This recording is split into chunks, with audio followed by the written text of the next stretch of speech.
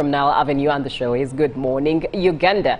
Now, my morning has been made by the country throwback music that has just played this morning. For me, it speaks a lot into where I come from. My mother and father really raised me on country music, so it's always a reminder of where I come from and the parents that raised me. But in case you did not know also, while March is a month for women known as Women's Month, November is Men's Month, mostly known as Movember. And in there is a summit, the Mwami Summit, where men were advised to have children that they can support. Yeah, the government tells men, as Uganda joined the rest of the world in marking International Men's Day, the government urged men to have only the number of children they can support financially, physically, and emotionally. Speaking at the inaugural Mwami Summit, Mr. Mondo Chateka, the Assistant Commissioner for Youth and Children's Affairs at the Ministry of Gender, Labour and Social Development, said that men are meant to be pillars of their homes. However, the rising number of sperm donors has contributed to an increase in single mothers and street children, quote unquote, he said. Produce only children you can afford to take care of and shower them with love, care, protection, nurturing, and be in their lives. You have no contractual obligation to produce and fill the world, because populating the world is everyone's responsibility. So produce if you are ready to be a father. Now, looking at another highlight that comes through for you, and that really transpired as the night came today. President Yoweri Kaguta Museveni pardoned 143 prisoners convicted of petty offences, and this includes 137 men and 6 women. Now, Robert Chiravo will be giving us a detail of these men and women all serving minor sentences and fully convicted, not on remand or trial, as they were pardoned. But for now, welcome to the show. My name is Julie F. Nantava, and as you can see on your screen, as you have seen on your screen, is a list of names that have received a presidential pardon. Like I've mentioned, I am with Robert Chiravo Nyonyintono, and of course, Joan Murungi is part of the team. Good morning. Good morning, Robert.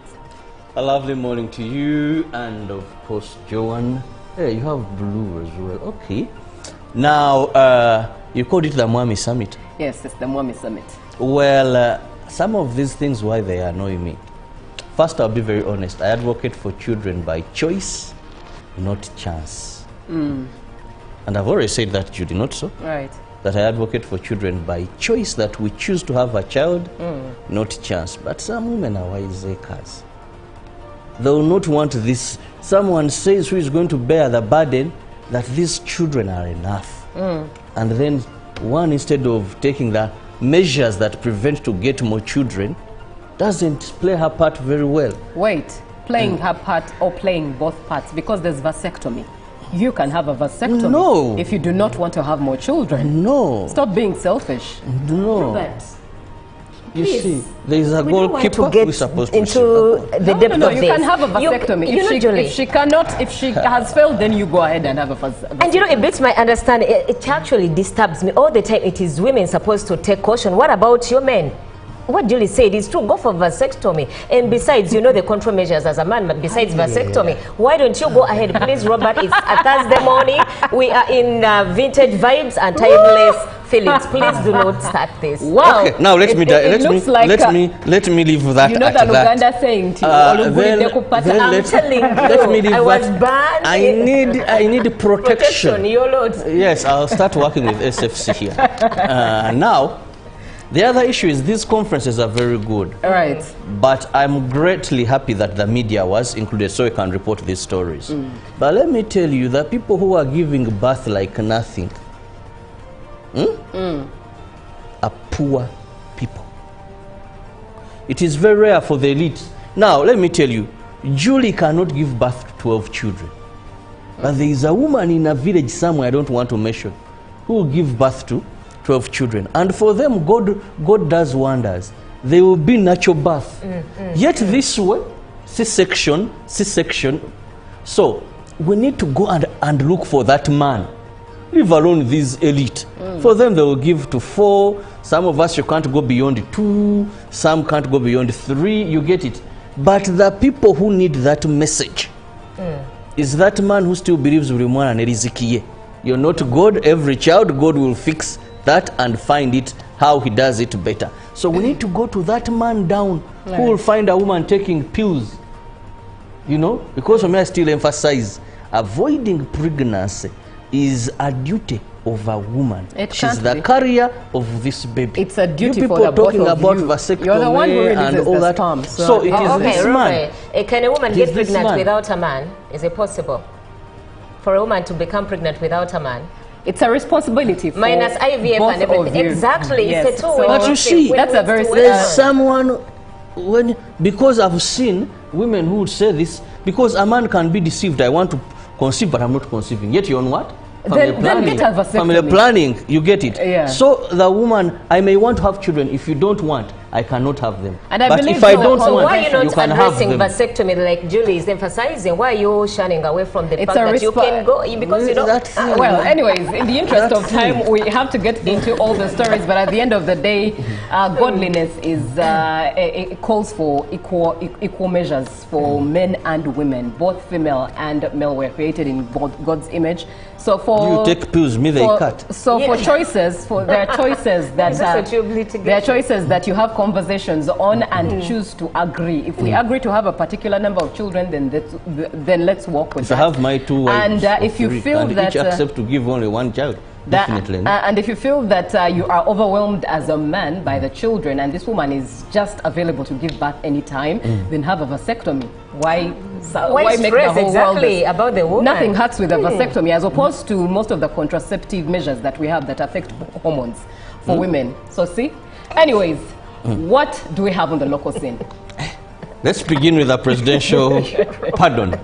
Right. President Yoweri Kaguta Museveni has pardoned 143 prisoners convicted of petty offences. The list includes 137 men and 6 women, all serving minor sentences and fully convicted, not on remand or trial. Under Article 121, Clause 4, Section A, the President exercised the prerogative of mercy on advice of the Advisory Committee on the Prerogative of Mercy. The Sentence Management Review Committee of the Prison Service prepares annual submissions of inmates who qualify for the pardon. The number is always between 1,500 to 2,000. The pardoned are all petty offenders. None on capital offense have been selected. 137 are male and 6 are female. The selection process considers several categories: inmates on minor offenses who have completed at least half of their sentence, special preference to elderly convicts, terminally ill inmates, and disciplined female prisoners who are pregnant or breastfeeding. Although the law allows consideration of capital offenders on death row or those remaining with less than 6 months of their sentence, including depending entirely on the Advisory Committee.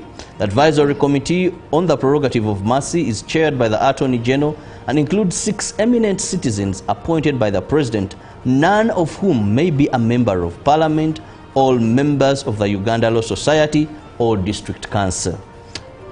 Prison spokesperson Frank Baine said their role is to recommend eligible inmates, but final selection rests with the committee.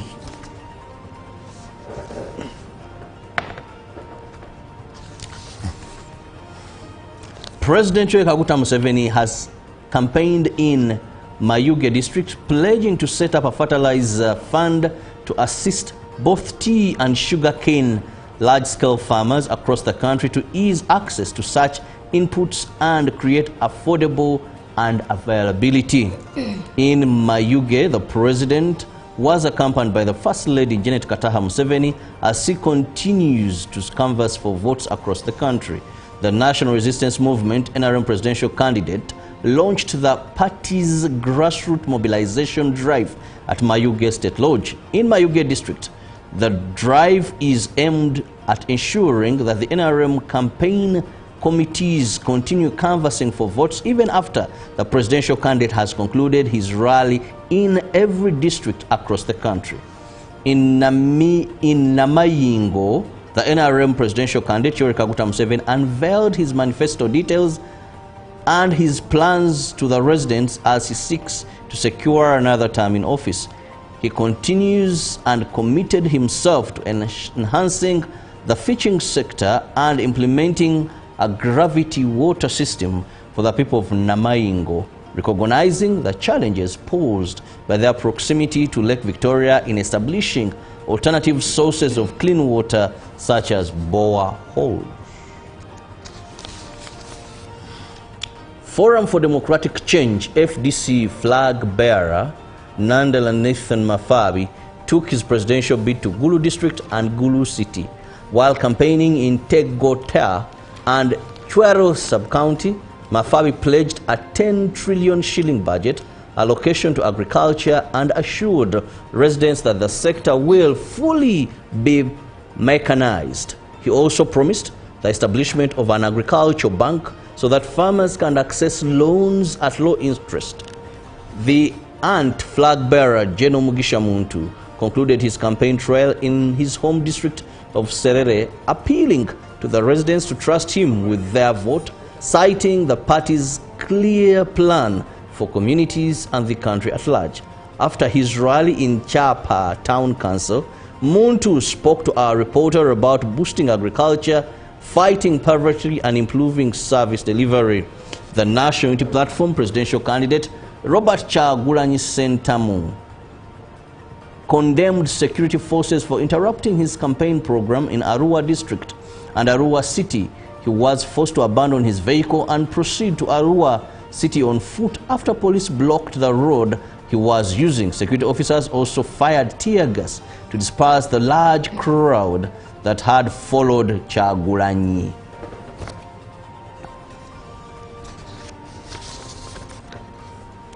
The Ministry of Justice and Constitutional Affairs has launched its 6th strategic plan for the period of 2025-2030 alongside the Service Delivery Standard and Client Charter, all aimed at strengthening service delivery to the public and government. While officiating at the launch, the Minister for Justice and Constitutional Affairs, Norbert Mao, expressed optimism that the new strategic plan and the client charter will enhance access to justice and improve the implementation of the law across the country. On the key focus areas in the launch strategic plan is to improve service delivery to Ugandans, which will include the construction of additional ministry offices in various parts of the country, as well as collaboration with other government entities to close existing service gaps. The Permanent Secretary of the Ministry of Justice and Constitutional Affairs highlighted what the service delivery standards entail and emphasized their role in promoting consistency and accountability within the ministry. During the launch, the ministry also outlined some of its key achievements, among them representing the government in over 60,000 court cases, saving public funds, and contributing significantly to the national resource envelope. The Minister, Mao, reaffirmed his commitment that the strategic plan and client charter will boost service delivery both to government agencies and to the citizens of Uganda. Now, that brings us to the end of our local stories. I see Joanne ready to take us through what the rest of the world has. And starting off with international reports, Ukraine's Volodymyr Zelensky and Turkish President Recep Tayyip Erdogan met in Ankara on Wednesday as the Ukrainian president has said he wanted to intensify peace negotiations. Bringing the end of the war closer with all our might is Ukraine's top priority, Zelensky said, adding that efforts would also focus on resuming prisoner exchanges. Turkey has maintained ties with both Kyiv and Moscow and has previously hosted talks between the two factions. No Russian representative was set to join the meeting in Ankara. Kremlin spokesman Dmitry Peskov said on Tuesday. He added that while there were no concrete plans for Vladimir Putin to speak to either the Turkish side or to U.S. Special Envoy Steve Witkoff, the Russian president was, of course, open to a conversation. Ankara will be the fourth capital Zelensky visits in only a few days. In Athens, he secured a gas deal. In Paris, he signed an agreement to obtain up to 100 fighter jets. And in Madrid, he held talks on cooperation with Spanish arms manufacturers. Advancing to Israel, Israeli Prime Minister Benjamin Netanyahu toward IDF military positions in southern Syria's buffer zone as his government continues to evaluate security conditions along the northern border. Now, footage released on Wednesday shows the Prime Minister receiving operational briefings, inspecting observation posts, and meeting with soldiers stationed in the area. The exact date and location of the footage released by Israel's government press office cannot be independently verified. We attach immense importance to our capability here, both defensive and offensive, safeguarding our Druze allies, and especially safeguarding Israel and its northern border, Netanyahu told the troops. This is a mission that can develop at any moment, he stressed. But we trust you. I want to convey thanks to you, not only from the government of Israel, but also from the citizens of Israel, from the state of Israel. And according to the Prime Minister's office, Netanyahu was joined by Defense Minister Israel Katz, Israel's military and internal security chiefs, as well as Israel's ambassador to the U.S. The Syrian government condemned the Prime Minister's visit, calling it a serious violation of Syria's sovereignty and territorial integrity. And then news coming in from the second largest continent, which is Africa. A civil society in South Africa has spoken out over issues facing the country's white farmers after U.S. President Donald Trump said he would boycott the G20 summit in Johannesburg taking place this week. One commentator interviewed said that while greater action is needed to protect the rights of this section of society, the issue is more nuanced. CEO of civil rights organization AfriForum, Kaylee Criel, urged that the issue of property seizure under the country's Expropriation Act is a major concern for investors. South Africa desperately needs international investments, he explained. If a country does not respect property rights, investors will simply withdraw, he warned. Noting that many companies from G20 nations have invested in South Africa, while stressing that an inclusive foreign policy built upon an alignment will enable the country to attract investment and drive trade.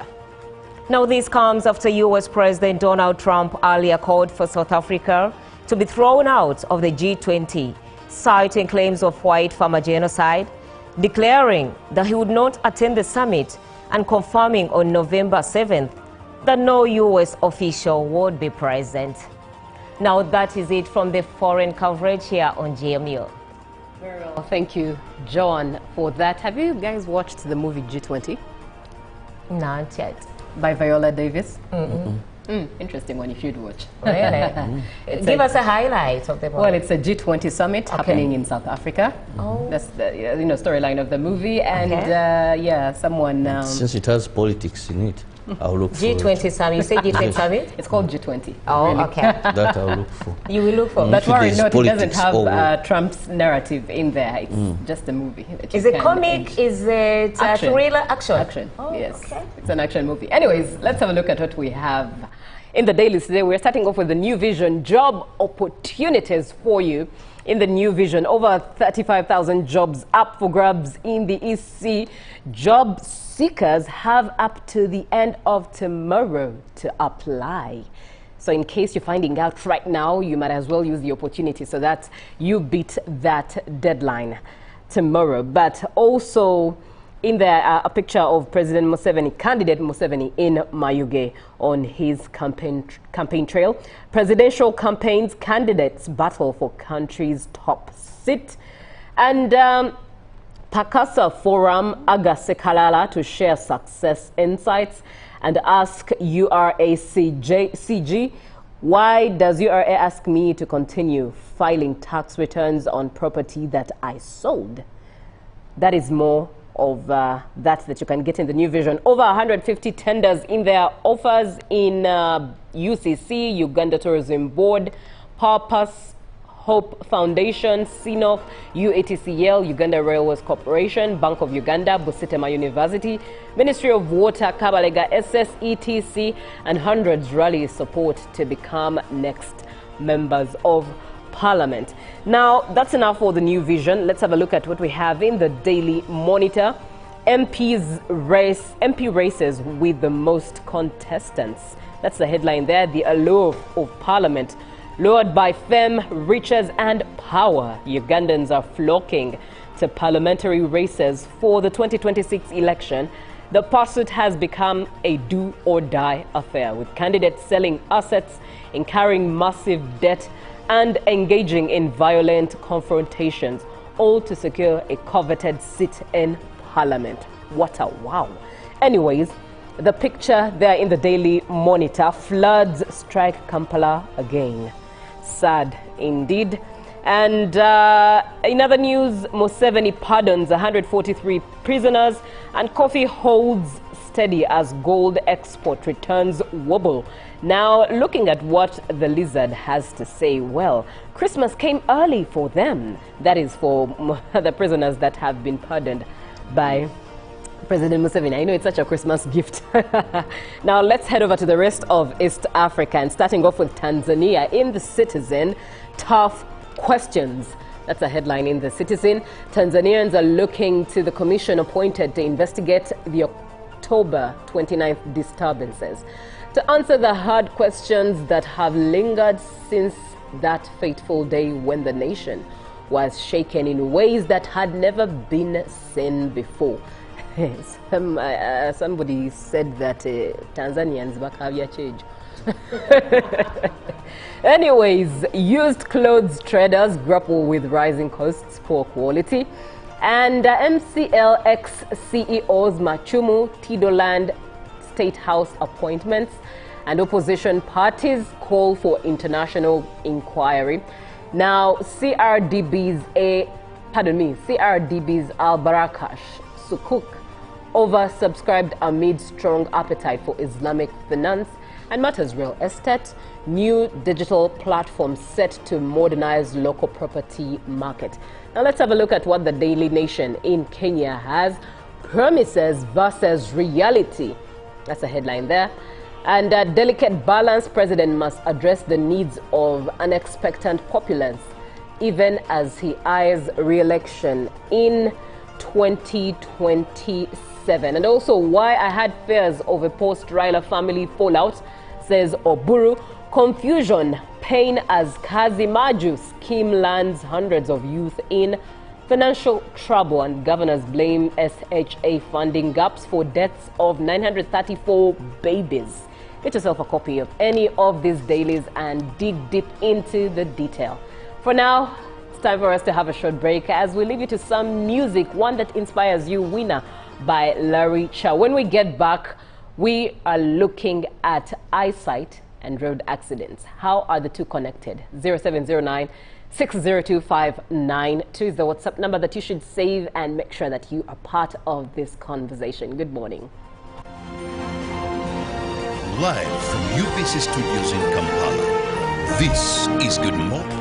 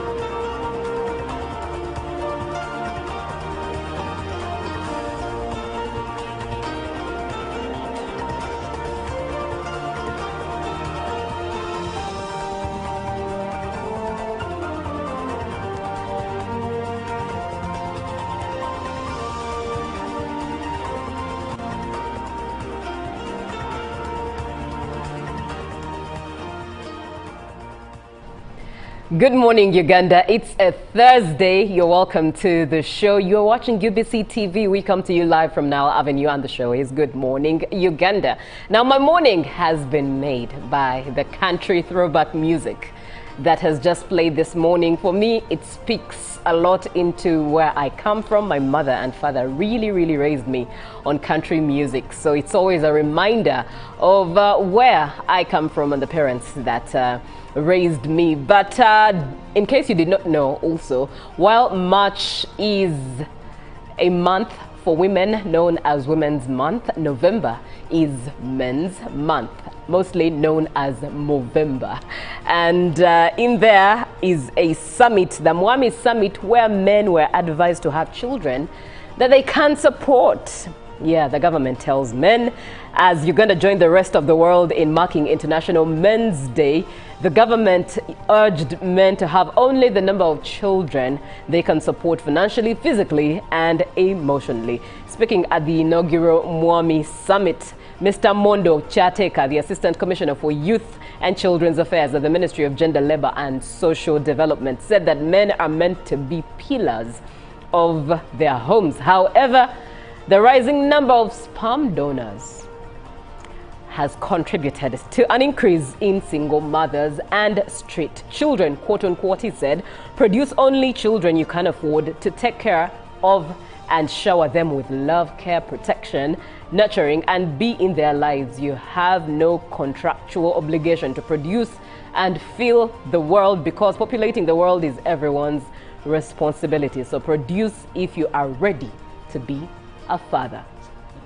Now, looking at another highlight that comes through for you, and that really transpired as the night came today. President Yoweri Kaguta Museveni pardoned 143 prisoners convicted of petty offences, and this includes 137 men and 6 women. Now, Robert Chirabo will be giving us a detail of these men and women all serving minor sentences and fully convicted, not on remand or trial, as they were pardoned. But for now, welcome to the show. My name is